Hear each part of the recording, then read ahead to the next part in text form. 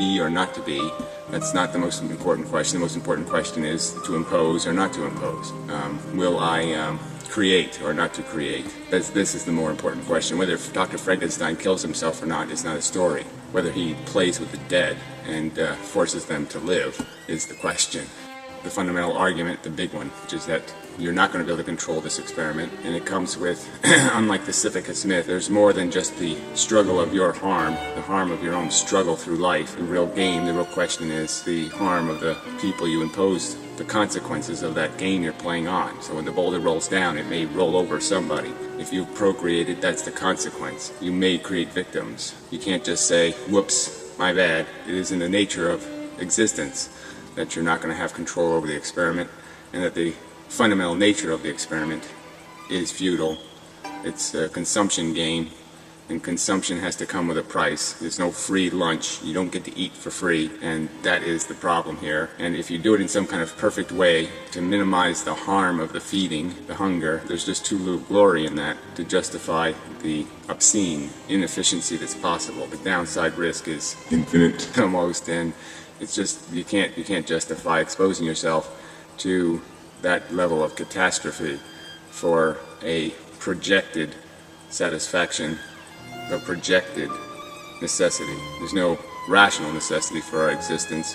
The only evidence of the value is your own perception of a necessity. Bring up the non-existent Martians, non-existent Venetians, and how they aren't fundamentally missed. So just becoming an atheist isn't enough. You know, you have to pull the roots out all the way of all the crap that you've bought, the conventional, traditional notions of what it is to be breathing atmosphere on the surface of planet Earth, that it is made of this biosphere that is getting ground up every day in a silly contest for surviving, merely to replicate and create another victim to be ground up in the process.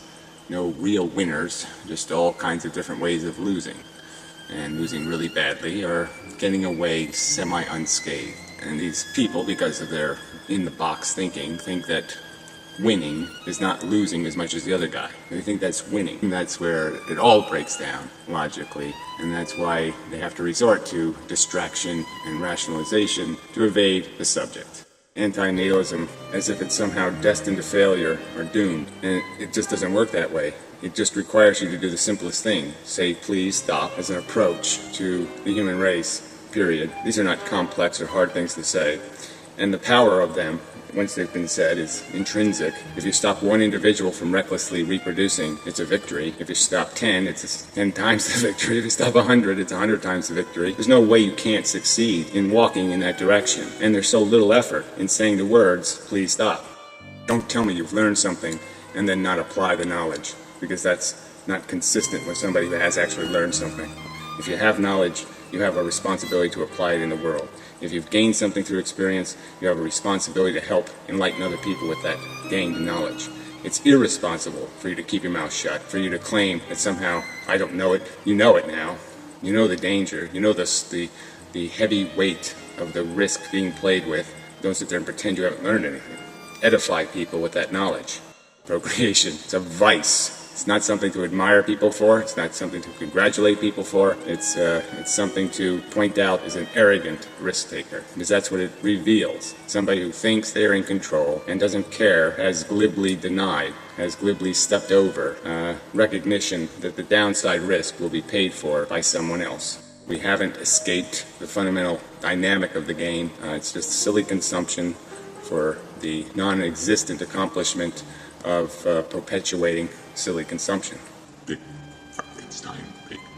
It's not a fun job. Therefore, you can't use a projected, I kind of feel it like it's good, kind of argument to defend exposure to that risk. It's just a glib denial of the risk. Just a glib denial of the potential for harm.